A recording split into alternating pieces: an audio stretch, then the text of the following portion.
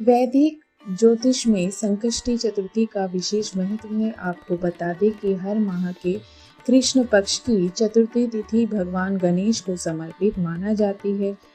इस शुभ अवसर पर संकष्टी चतुर्थी मनाए जाने का विधान है। वहीं अगहन माह के कृष्ण पक्ष की चतुर्थी तिथि पर गणाधीश संकष्टी चतुर्थी मनाई जाती है। गणाधीश संकष्टी चतुर्थी के दिन भगवान गणेश की विशेष पूजा अर्चना करने का विधान है।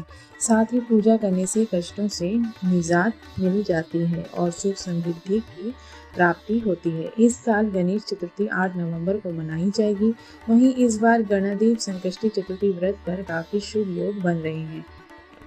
अगहन माह के कृष्ण पक्ष की चतुर्थी प्रारंभ 8 नवंबर को सुबह के 7:32 पर होगी।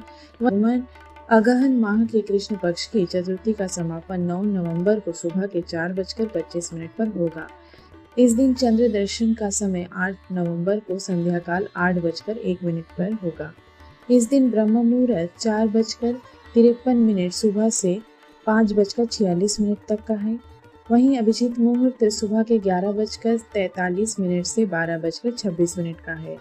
गोधूली मुहूर्त शाम के 5:31 से 5:57 तक का है। अमृत काल 2:09 से 3:35 का है। विजय मुहूर्त दोपहर के 1:53 से 2:33 का है। निशिता मुहूर्त 11:39 से 12:31 का है। नवंबर 9 संकष्टी के दिन चंद्रोदय शाम के 7:62 का रहेगा। इस दिन शिव और सिद्ध योग का संयोग बन रहा है। इसके साथ ही भद्रावास और शिववास योग का निर्माण हो रहा है। इन योग में भगवान गणेश की पूजा करने से साधक की हर मनोरथ पूर्ण होती है। गणदीप संकष्टी चतुर्थी के दिन जल्दी स्नान करने के बाद भगवान गणेश का ध्यान करते हुए व्रत करने का संकल्प ले। माना जाता है कि इस दिन लाल कपड़े पहनने से सौभाग्य की प्राप्ति होती है। पूजा स्थल को साफ करने के बाद चौकी पर कपड़ा बिछा दें और गणेश जी की मूर्ति स्थापित करें।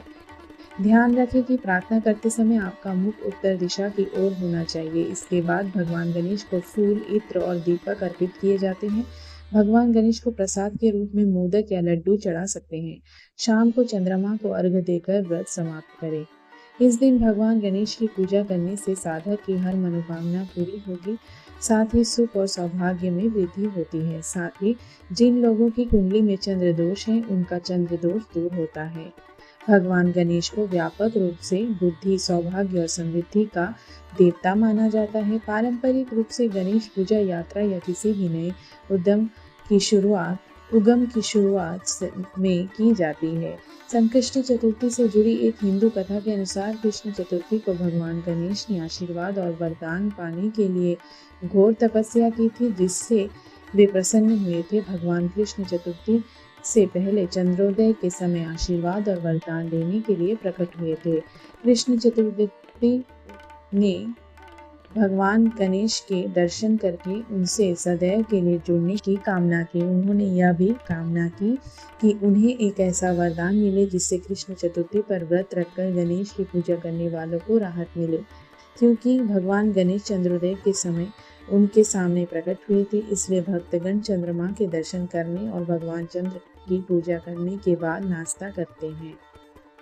ओम गण गणपते नमः।